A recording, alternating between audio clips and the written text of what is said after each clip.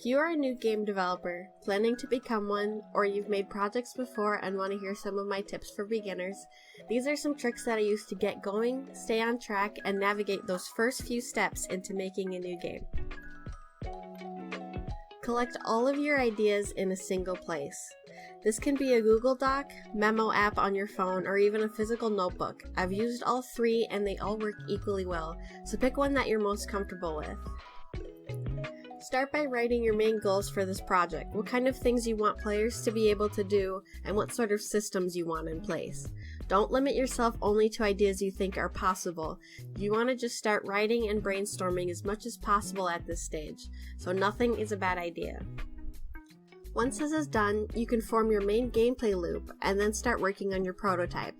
You're not going to look at your idea collection for a long time as you bring your mechanics to reality, but that doesn't mean that the collection stops being useful.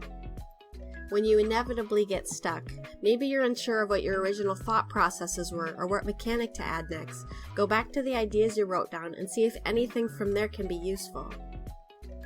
These ideas are the purest form of your game concept, and they make the best basis for your marketing and marketing pitches. Base your vertical slice off of the main feeling of these ideas. If they excited you enough to make the game, they'll excite players too. I mentioned before about getting stuck, so this next tip is about where to go when you're lost. Maybe you just can't fix this bug or you're strapped for where to go next.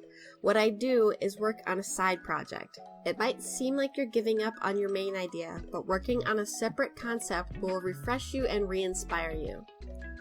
You're approaching an entirely different game with a new set of problems and solutions. It doesn't have to be nearly as complex of a game as your initial project, it just needs to get your game development muscles working. Use this new project to experiment. Oftentimes you will end up using things you learned from your side project in your original one. A side project is an invaluable learning experience. Another thing to do when you're stuck is to hit the books. Study. Watch a video, read a book on game design, and play other games. You can get too caught up in your own world, so play other games and lots of them.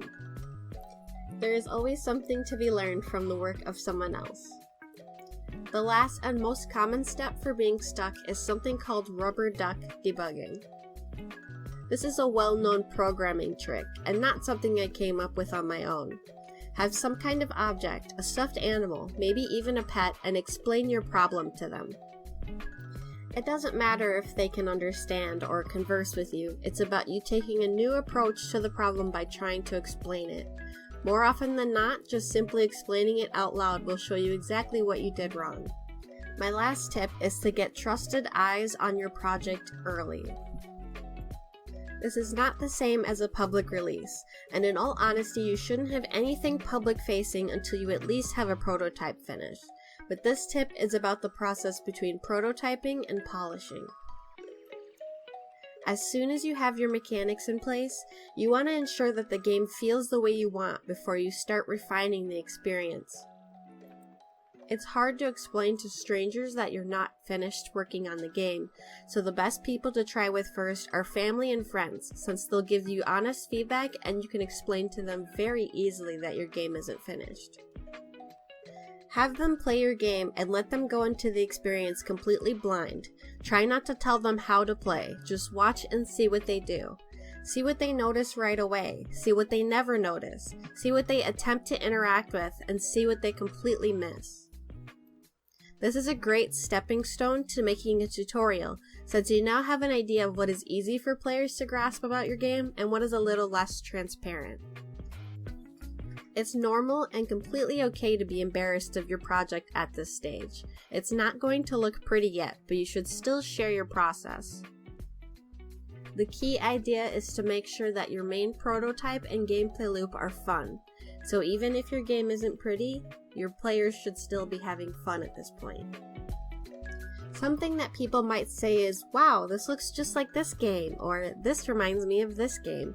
Comparisons are not insults. They're actually great chances to learn what it is about your game that reminds them of another, and where you can go from there. Whether you want to lean into the comparison and build more of that game into your experience, or lean away from that and try to go for a different impression. Take every chance you can to learn about other games. That wraps up some of my beginner tips for game developers. There is so much more to touch on, but I want to keep the video on the short side. If you like these tips and want to know more or have some of your own tips to offer, leave them in the comments. I'm not sure how well these kinds of videos are going to do, so please let me know what you think. Thanks for watching.